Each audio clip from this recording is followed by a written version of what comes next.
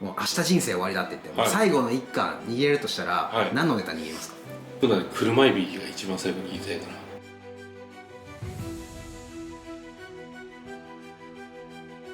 初めのうちは正直言ってもなんか毎日なんて言うんだろう、下積みが長いからもう戦いみたいな感じだけど、喜び感じたのって初めてこうなんか板場に入ってやった時に、お客様と対面した時にごちそうさまと美味しかったよって言われた時に初めて喜び感じたような気がしますね。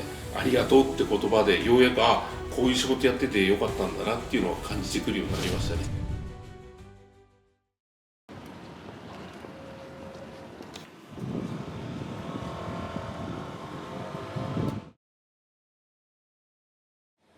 こんにちは。いらっしゃいませ。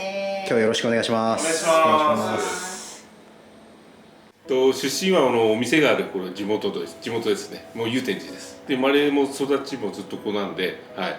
で年齢が50になります。浜松町で働いて一度寿司屋辞めてちょっと和食屋さんみたいなとこ、それが芝公園です。でその後にもう一度やっぱり寿司屋をやりたくなって神田で働いて日本橋で働いてで最後銀座で働きました。はい、結構いろんなお店渡り歩かれて。そうですね。あとは他いろいろと手伝いみたいな感じでいろんなとこ行きましたけど、はい。もともと場所がここじゃなかったんですよね。そうです。ここからもうちょっと祐天寺駅寄りの方でやってました。そこからなんで移転されたんですか？もともとは向こうの店舗の時はもっと客席数が多かったんですよ。夫婦2人でできる店にしようかってこっちに移転してきて、はい。エビの殻とカニの殻でちょっと煮こごりです。そうです、カニですね。美味しい。まだ出てるカニです。美味しい、美味しい。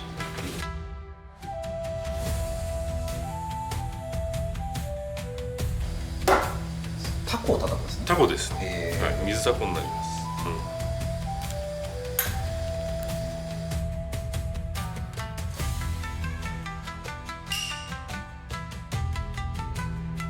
これ水ダコですね。水ダコですね。はい。シンプルにお刺身で。ごま油と塩で。ごま油。はい。タコをごま油と塩っていうのはなかなかないですね。はい、美味しいと思うんですよね。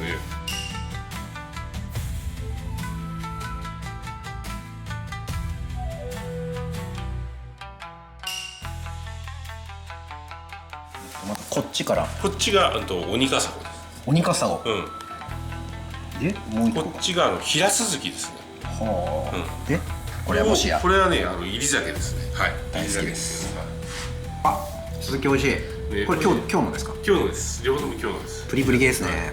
食感が美味しい。今日ほら夏場が旬だけどね。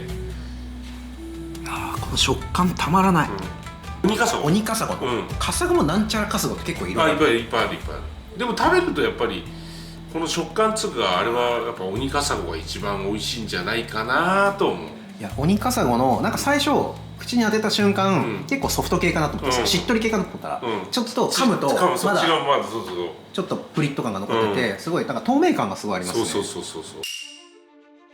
あん肝は大体この出し方するんですか？それ今日こういう出し方。今日はこれ結構プライベートで食べた時のヒントとか。ヒントは得る時を。これだってほらよく居酒屋行くとクリームチーズの上にほらいぶりがっこ乗っかってるいぶりがっこクリームチーズみたいなある。あそこから発想が出て。この目黒寿司太一さんの雰囲気でこういうものが出てくるっていうのはちょっと予想外でした。いい意味でちょっとサプライズというか。でしかも最初の水ダコと白身でシンプルなお刺身来た後にちょっと創作が来たのでちょっと揺さぶられてますね。はい。大将の中でのメガイと黒の違いってどういう特徴？メガイの方がなんつうしっとり仕上がるような感じがするんだけどね。これはもう勝手なほら僕の意見なんだけど、言える範囲でこれ結構ゆっくりやるんですか？ゆっくり大体3時間かそんぐらいで、あとお酒だけですね、蒸す時に。はあ。この肝ソースは肝と何が入ってる？肝とあとはブランデー、あと醤油ですね。それブランデーでどういうニュアンスを出すんですか？イメージで言うと香りっていうより一緒です。日本酒と臭み消すような感じで。ただ日本酒よりかはブランデーの方がなんつう独特の肝臭さが消えるような感じが自分の中でするから。大将の中でのお言葉で言うと、はい、目黒寿司大地さんのコンセプトって、はい、どんなイメージのお寿司屋さんですか？やっぱほら寿司屋ってなんか敷居が高いイメージがすごく高いと思うんですよね、はい、だからほら入りづらいとか入ってくるとほら、例えば店の大将が怖いとか、そういうのがあるんですけど、あんまりそういうのがほらいろんな僕も寿司屋食べたりとか働いたりして経験してますけど、そういうのがすごく嫌だったんで、基本的にはほらお金払って食べるのはほらお客様なんで、やっぱ楽しく食事してもらいたいっていうのはほら美味しいのはやっぱりね、寿司屋だから食はどこ行っても当たり前だと思うんだけど、やっぱ楽しく食事してもらいたいなっていうのをずっと前の店から、それはもうほらこっちに移っても変わらずコンセプトとしてはやってるように夫婦でそれはもう心がけてやってますね。自分はそんな心がけで普段やってらっしゃる、目黒寿司太一さんを、大将ご自身がこのお店を漢字一文字で表すとどういう感じになりますか？温かな、温って温泉ぬくもり、温かいがいいかな。いや、やっぱほら一緒ですよね。ほらぬくもりっていうか、やっぱりこの、さっき今話したような感じの雰囲気の言葉が多分そのぬくもりって温なのかなって感じですね。心が通ってる、そうなんか感じがするんで、そっちの方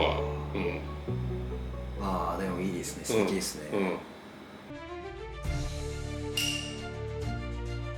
久鈴木ので上の方のかぶら節みたいな感じの目黒に舞い散るスノードームですね。なんかあれみたいな彦摩呂みたいなやつ彦摩呂みたいなやつ。いやでも本当なんかスノードームとかふわふわの雪みたいな。そう雪みたいな。これ株ですよね。上も株です。株捨てです。はい。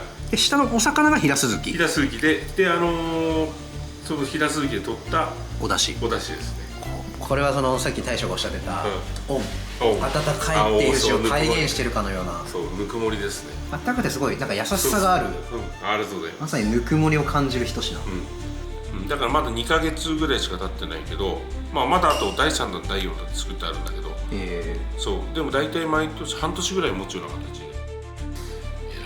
鍋島ですね。鍋島のこのラベル初めて見ましたけど、これ風ラベルって言って、これ鍋島の酒蔵さんと、あと内側取引してる小山酒店さんですね、超有名の多摩市の、あそこでがコラボレーションしてるお酒、あそこしか多分ないと思う、風ラベルって。鍋島ってこんななんていうか鍋島みたいな感じじゃないじゃないですか。そうこれ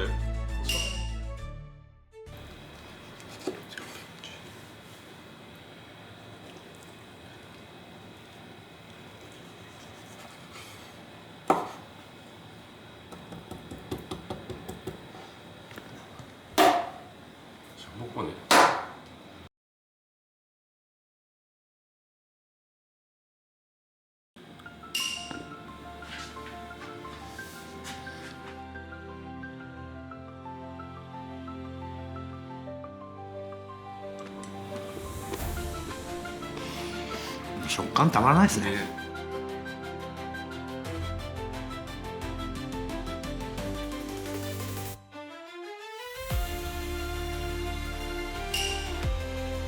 改めて何でしょうか。これはメカジキですね。メカジキと大根の煮物。すごい、もう見た目からして肉々しい感じの。結構冬場になるとうまっ。温ですね。温そう。優しい感じがする。優しい、温かい。お店の営業時間とか営業スタイルについて伺いたいんですけども、まず基本的にはもう夜のみのお店になるんですか？夜のみになります。なんか一斉スタートとかそういうのは全くないです。大体何時から何時ぐらいまでの？でも一応営業時間が5時から10時ぐらいまでやってるので、別にそのお客様の都合のいい時間に入店されるような感じですね。定休日はないようです。定休日は基本的に日曜日と、あと祝日の月曜日。とりあえず基本的には全品で20品はっていう形にはしてあります。あとはつまみと握りのバランスはちょっとその時の仕入れによって考えて、やる。あとはこれ飲む人飲まない人がいるから、なるべく飲まない方にはちょっと握り多めに出した方がいいのかなとか、そこはちょっとその場で見て、変えられるものを変えていこうかなと思ってますね。ありがとうございます。そう4人がいいと思います。でもこれ例えば親子でお子さん連れで来たいとか、こっち個室で OK です。OK です。目黒寿司太一さんに行きたいってなった場合、予約方法は何で予約できますか？あとはまあ電話ですよね。電話とネットだと何ですか？食べログ？ネットだと食べログ一休、あと何だっけ？テーブルチェック。テーブルチェック。じゃあご予約お待ちしております。お待ちしております。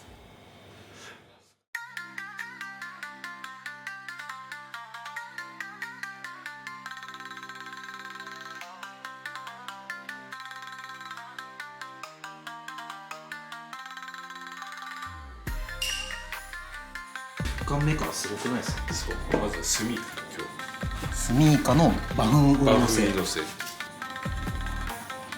ちょっと意外な一貫でしたね。これでシャリは白ですね。白です。いただきます。スミイカとバフンってあんま組み合わせないかもしれないです。イカウニは結構そうそうあるんですけど、あるでしょ。そうそう、スミイカって多分ないかもしれない。包丁入ってますけど、やっぱこのスミイカのパツパツ感が。そう。これでもあれですよ。もうどんぐらいだろう。1週間ぐらい置いてあるスミイカ、これで。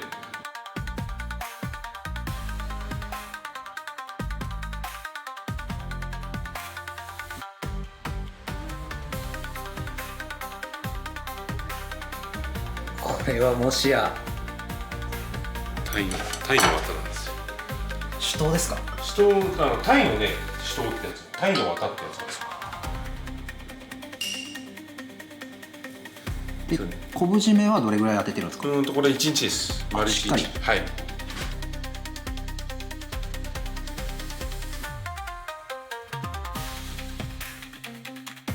タイの綿は結構甘みがあって、そうまろやかというか、そう広がりますね。これ超うまいんですけど、これ美味しいよね。鍋島との相性も最高の贅沢ですね。大人の遊びって感じですよ。大人の遊びでしょ。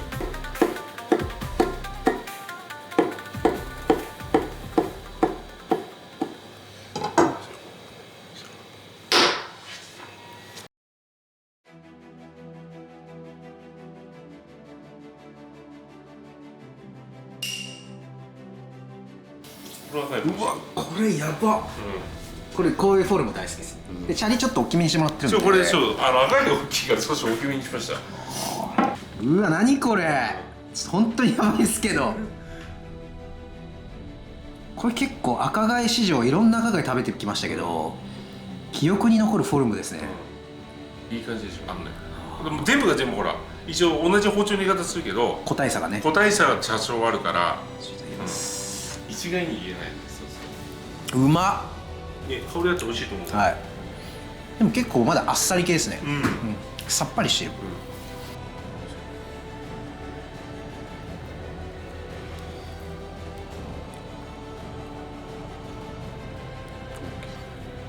ほんとちょうどグラデーションのところ。そうですね。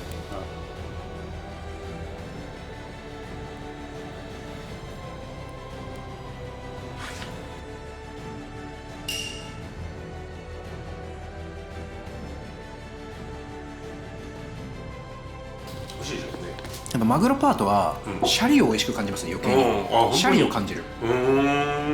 すごいシャリがすごいハマってますね。美味しいでしょ。シャリは俺ね、実家米屋なの。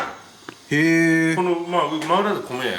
だから父親の弟、だからおじさんが継いでやってるんだけど、なんかこれが今何回か出てますけど、マグロとシャリが本当に抱き合ってましたね。ああ、じゃあ合うんのかな、マグロの方が。別に変えるつもりはないけど、ふっくらしてましたね。なんかトータル。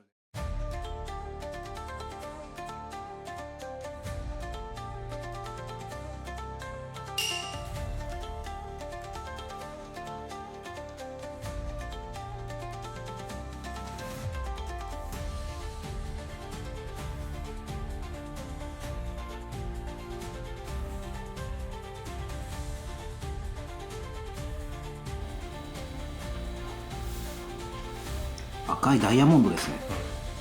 ちょっと平漬けみたいな。はい。1分ぐらいですかね。1分もうつけたらもう本当30秒ぐらいから多分つけた。まあずっと下積みを含めて独立生とかも長くお寿司をずっと何万貫多分握ってきてらっしゃるんですが、もし大将がもう明日人生終わりだって言って最後の1貫握れるとしたら何のネタ握りますか？車エビが一番最後に言いたいかな。車エビですか？その心はまず握った時の形がいいっていうのもあるし、あとほら車エビって握った時にピンとしたなんか佇まいっていうかあるじゃないですか、はい、ああいう感じがなんか、まあ、一番好きっていうのもあるし、なんかかっこいいなというか、そうなんか佇まい的になんかもうピンとした感じがなんか、はい。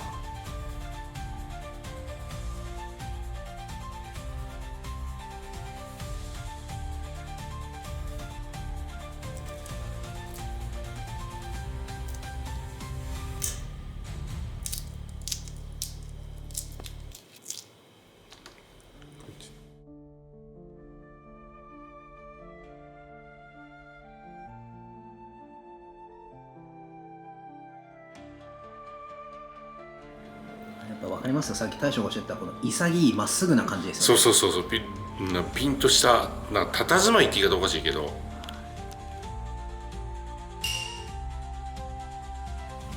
改めてその人生最後に一家を握るならって言った時に、車エビっておっしゃってたじゃないですか、でその時のその、まあ、フォルム、このやっぱ一本まっすぐっていうのは多分大将のそうありたいみたいな、なんかこう価値観とかもう含まれてんじゃないかなって思ったんですよね、今日いろいろお話して聞きながら。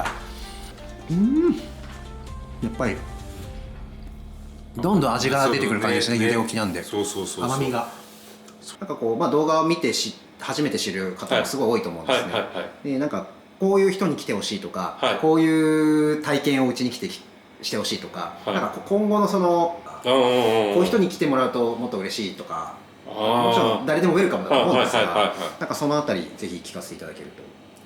どのぐらいだろう、世代でいうと30代とか40代ぐらいの、まあ、若い夫婦とか、なんかほらよく記念日みたいのでとかあるじゃないですか。ああいうので使ってもらうのが一番。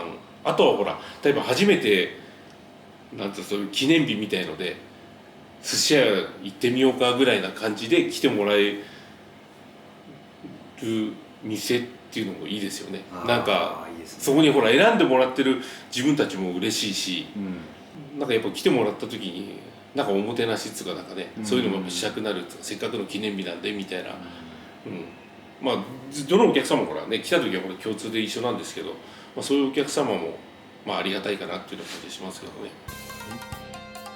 これって馬糞ですか？これ馬糞ですね。の塩水。塩水ですね。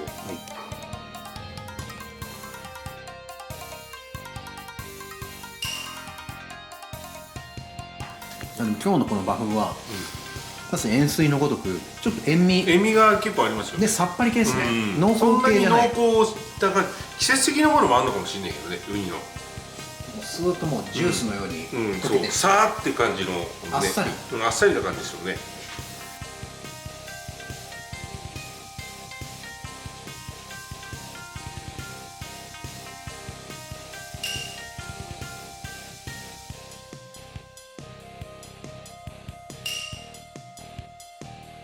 完全によくこんな手に入りましたね。そう、お客さん好きな人多くて、うち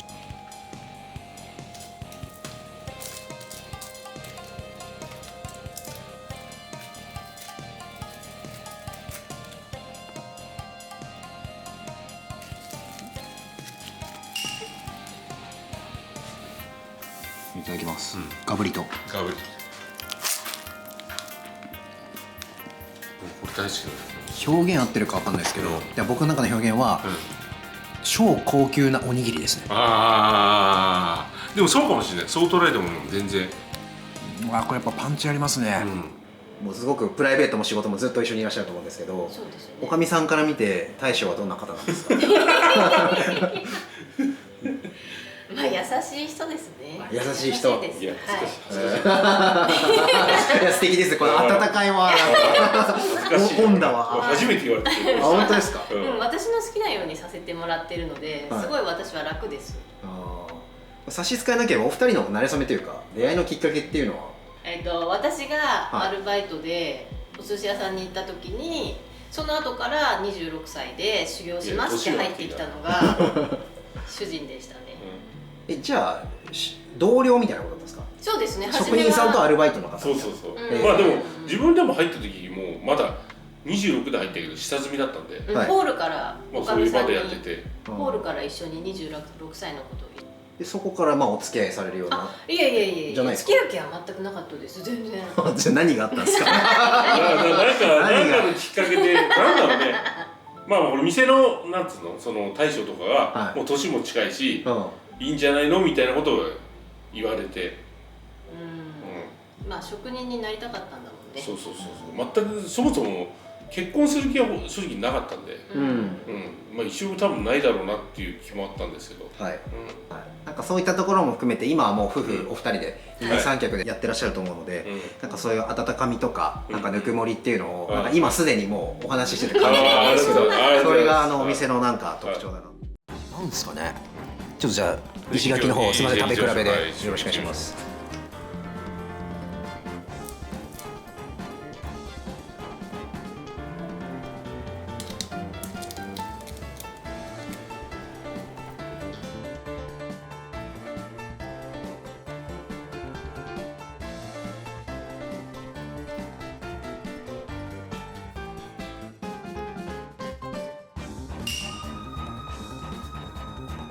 で身がやっぱちっちゃい分、なんか変な意味じゃなくて、厚かったのは奄美なんですよ、食べ応えは。食べ応えね。石垣の方が多分その厚みが薄く感じる分、なんかでも味噌のなんかエビのこう脂というかまろやかな感じが結構きて、なんかこってり系だったらこっちですね。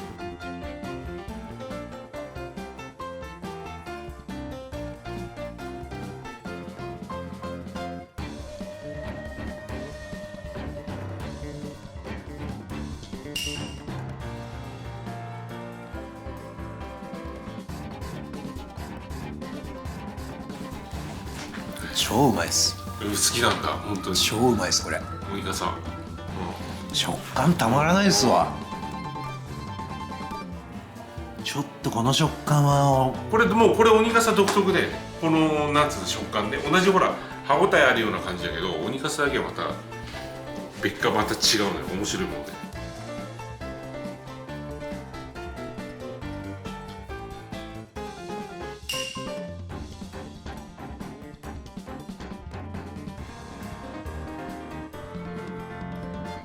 スズキっていろいろサゴシとかサワラとかあるじゃないですか、出世順番で言うとどういう感じですか。生後、復興、スズキ、あともう一個いいなんかあるんですよ。4段階ぐらいあるんですよ。そう。うわどういうもっとね、多分ね、大きいとこのコリコリの中にもっともちもち感が入るように、冷やすぎの場合は。だからさっぱりしてる石鯛みたいな感じですね。石鯛の皮目の、わかります？ゴリッとした感じ。ゴリッとして脂が結構あるもんね。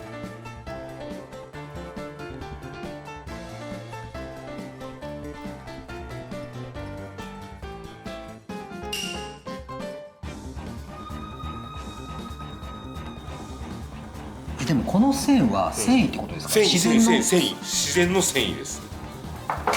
包丁じゃないんですね。包丁じゃない。包丁で入れちゃうとそういうのに絶対ならないから。美しいな、ホタテ。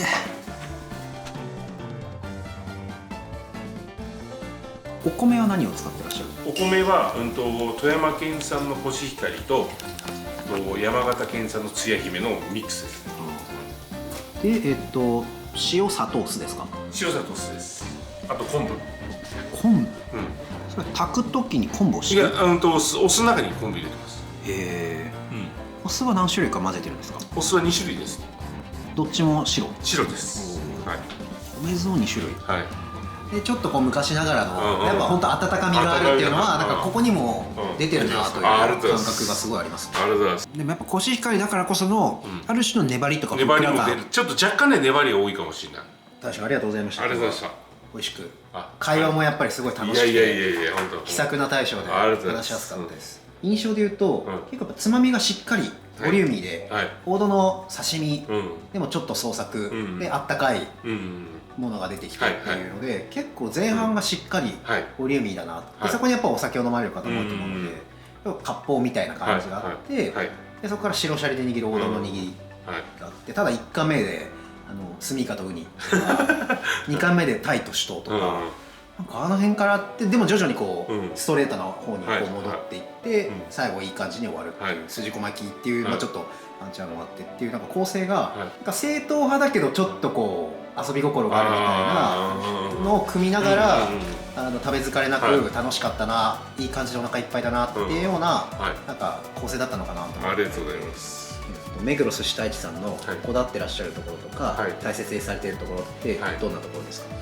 とりあえず楽しんで食事をしてもらいたいっていうのがもう第一の、もう美味しいのはもう大前提なんで、どんどん楽しくこうやって会話もね、まあもともと話すの好きだから楽しみながら食事をして、で美味しかったよもう嬉しいんだけど、逆になんか寿司屋で表現的おかしい、楽しかったよっていうのもありなのかなっていう、そんな店でありたいなっていうのは今後もあり続けたい中でいきたいと思うんですね、夫婦ともども。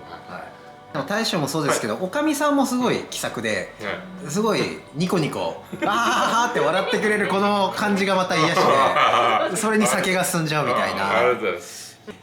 束の間の贅沢でゆっくり楽しくなんか通うみたいなところのタイプのお寿司屋さんなのかなって感じたので、でも本当に来るとなんか「あどうもです」みたいな。ああそうそう、もうそれぐらいの感覚で来てもらいたいですよね。逆にこんなねかしこまったこと来るよりかは、ああどうもどうもみたいな感じの。